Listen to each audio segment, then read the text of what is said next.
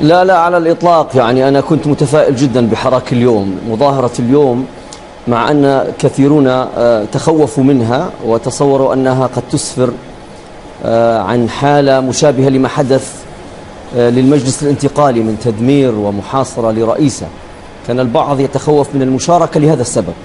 خلال التجربة السابقة كانت حاضرة، بالعكس اليوم كانت الروح إيجابية جدا، التنظيم للاعتصام كان جيدا، المطالب كانت في المستوى، في تقديري مطالب كانت في المستوى. وبالتالي أنا أتصور أن الحراك المجتمعي إن استمر بهذه الإيجابية وهذه الفاعلية وهذا التنظيم يمكن أن يكون عنصر استقرار وليس عنصر فوضى. وبالتالي أنا متفائل بهذه التجربة. أتمنى أن تشارك منظمات عديدة لم يكن لها حضورا اليوم في اعتصام اليوم تشارك في هذا الحراك الإيجابي، ليس فقط على المستوى المحلي ولكن حتى على المستوى الوطني. سيد السنوسي، ما القنوات التي يمكن من خلالها للسلطة الحاكمة في ليبيا في هذه اللحظة أن تحول مثل هذا الحراك في رأيك أو كما تقول إلى حركة إيجابية تساعد في الاستقرار وليس في التوتر؟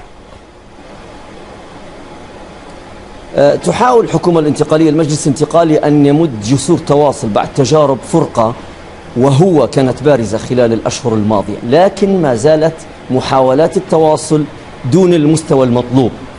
وبالتالي على المجلس الانتقالي وعلى الحكومة الانتقالية وهي ذات مسؤولية أكبر الآن من أن تتقارب أكثر مع المجتمع المدني، تساعد في أن ينهض، في أن ينتظم أكثر، في أن يؤدي دور الإيجابي المكمل والمساند لدور الحكومة. هذا من جهة.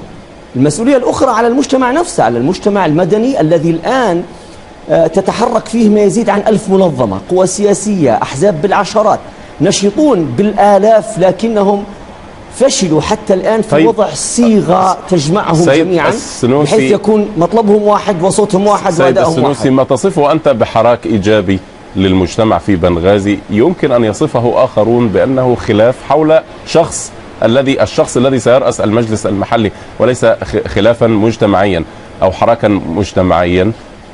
ما هو حجم الخلاف داخل أعضاء المجلس أو داخل المجلس المحلي تحديدا؟ الإرباك ليس مسؤول عليه المجتمع المدني، قد يكون شارك من خلال محاولة حل في مرحلة من المراحل، لكن الإرباك ناجم من استقالة الرئيس السابق للمجلس المحلي، ثم تدخل المجلس الانتقالي بطلب من عدة منظمات بإصدار قرار تعيين للسيد عبد المنعم للحيشي، ثم انتكاسة عن هذا القرار وتراجع فيه، مما يعطي أو يرسل رسالة خاطئة من أن المجلس لا يدرك ماذا يفعل في هذا الخصوص. هذا إرباك. وبالتالي الجميع شارك، المجلس الانتقالي بارتباكه في قرار ثم العودة عنه، الحكومة الانتقالية لم تحدد دورها باعتبار أن لديها وزارة معنية بالشؤون المحلية، لم تحدد دورها في العلاقة مع هذا إشكال المجلس المحلي في بنغازي. المجتمع المدني لم يتفق جميعا على رجل واحد فيحسم الخلاف، وبالتالي الكل مسؤول. في فرصة الآن إلى أن يجتمع الجميع من خلال، في رأيي، مطالب اليوم فيها شيء من العقلانية، فيها شيء من الموضوعية، فيها شيء من القابلية للتنفيذ.